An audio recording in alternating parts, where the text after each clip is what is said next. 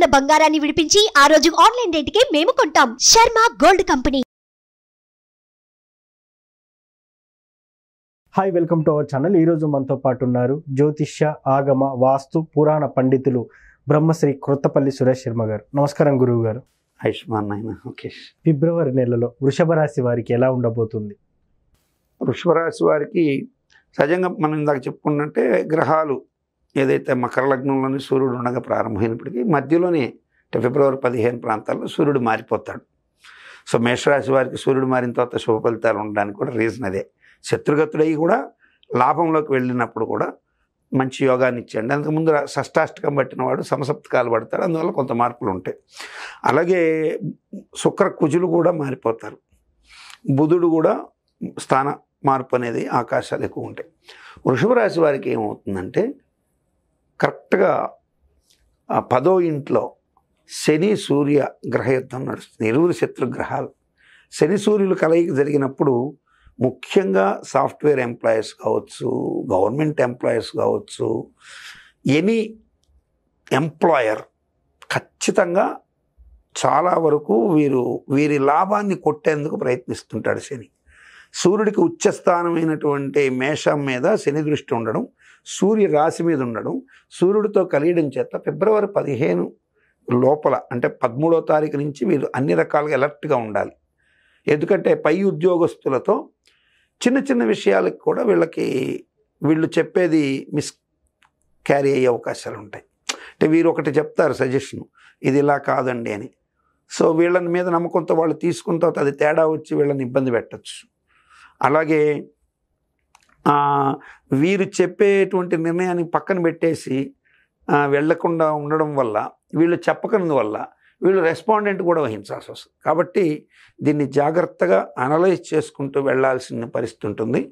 So ఇటువంటి వాళ్ళు మాత్రం ఖచ్చితంగా ఈ సాఫ్ట్వేర్ ఉద్యోగస్తులు కానీ నా యొక్క అభిప్రాయం ప్రకారం అయితే వారి నెలలో ఇది మాఘమాసం పెడుతుంది 9వ తారీఖు తర్వాత.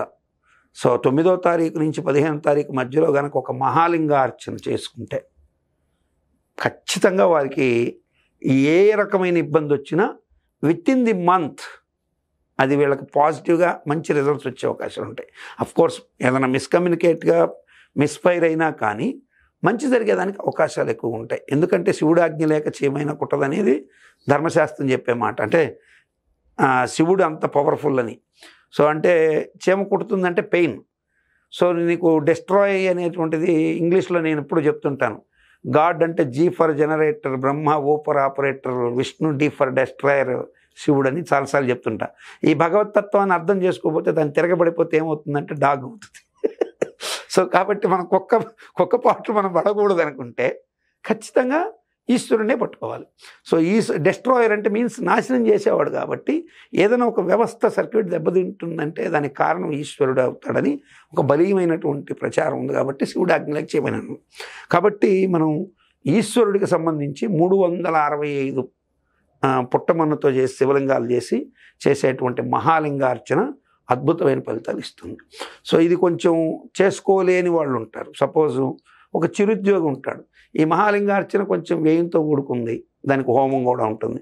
అయ్యా నేను మహాలింగార్చన చేయలేను కదా, మరి అంత ధనం పెట్టుకునే పరిస్థితి లేదు, నా జీతం అంతా మీరు చెప్పిన నాకు వచ్చేది 20,000 అయితే మీరు మహాలింగార్చనకి 20,000 ఖర్చు పెట్టినంటే నేను అన్యాయం అయిపోతాను అనేటువంటి ఒక ఆలోచన కూడా మనకే వస్తుంది. అంటే ఎప్పుడు కూడా అవతల వాళ్ళకి దృష్టిలోకి నువ్వు వెళ్ళినప్పుడు నీకు ప్రాబ్లం అర్థమవుతుంది. నీ వైపు కూర్చొని నువ్వు చెప్పేస్తే అర్థం కాదు. నేను ఆ 20,000 ఉద్యోగస్తుడి దగ్గరికి వెళ్ళి నాకు సంవత్సరానికి 2,40,000 వస్తే నా బిడ్డలు చదివేంది, నా తిండి ఏంటి, నాకు ఎంత ఏంటి అన్ని వివరం చేసుకున్నప్పుడు నాకు ఆ పెయిన్ తెలుస్తుంది.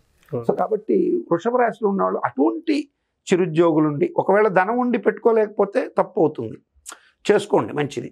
ఒకవేళ ధనం లేనటువంటి పరిస్థితి ఉంటే తప్పనిసరిగా శివమానస పూజా స్తోత్రం, రత్నైకల్పితమాసనం హిమజలై స్నానం చ దివ్యాంబరం నానారత్న విచిత్ర మృగమద మోదాంకితం చందనం అని మొదలయ్యి ఆత్మాత్వం గిరిజామతి సహచర ప్రాణా శరీరం గృహం అని ఇట్లా అద్భుతంగా చాలా అది చెప్పుకుంటే చాలా పెద్దగా మనకు రోజు దాన్ని ప్రత్యేకంగా శివమానస పూజ ఒక చిన్న వీడియో కూడా చేద్దాం. సో ఈ శివమానస పూజా స్తోత్రం కనుక వాళ్ళు చేసుకుంటే ఇది సాక్షాత్తు ఆదిశంకర భగవత్పాదులు వారు చెప్పింది.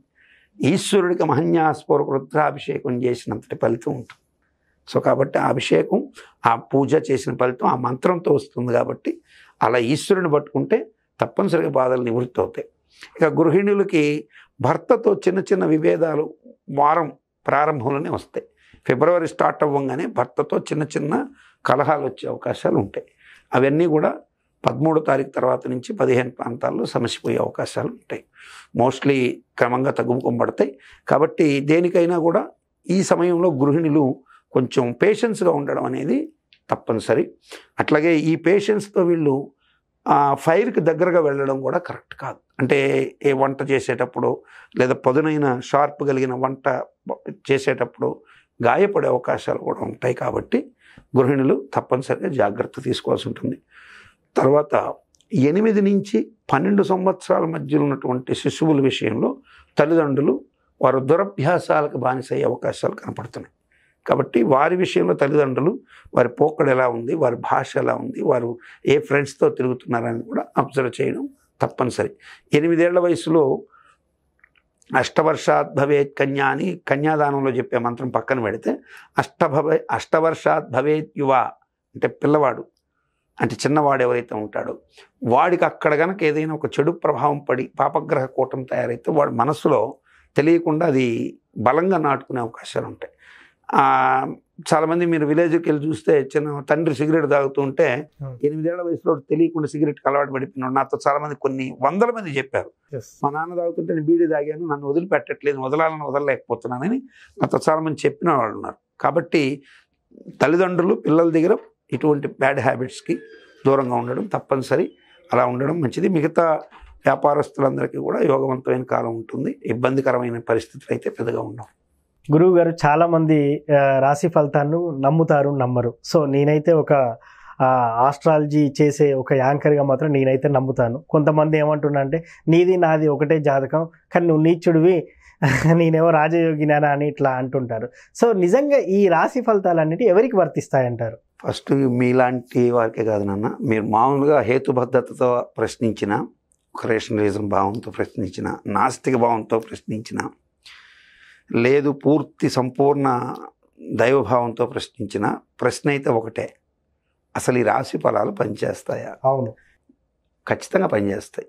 అయితే ఇక్కడ చాలామందికి మరి నేను వృషభ రాశిలో ఉన్నాను, నా పేరు వెంకటేశ్వర్లు, నాతో పాటు పక్కనే వెంకటేశ్వర రెడ్డి గారు ఉన్నారు, ఆయనేమో బ్రహ్మాండంగా ఈ సంవత్సరం సంపాదించాడు, నేనేమో అడుగును పడిపోయాను అంటారు.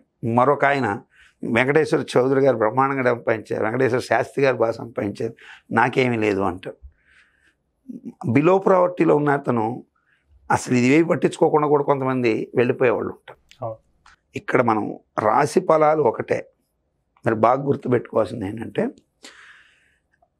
అందరికీ సమమైన ఖచ్చితమైన ఏజ్ ఫ్యాక్టర్ ఒకటి ఏంటి, రోజులు సెకండ్స్తో కూడా ఒకే సమయంలో పుట్టడం అనేది జరుగుతుంది. అవును, కానీ వాడెవడో నువ్వు ఎట్లా ఐడెంటిఫై చేస్తావు? చేయలేం. ఒక గంప నిండా ఒకే చెట్టు కాచిన పండ్లే, అవును, అన్నీ ఒకే సైజులో మామిడి పండ్లు ఉన్నా ఎక్కడో లిటిల్ బిట్ డిఫరెన్స్ ఉంటుంది. అవును. మీరు కావాలంటే మీరు దీంట్లో నక్షత్రగ్రహ తారకానాం అని ఆదిత్య హృదయంలో ఉంటుంది.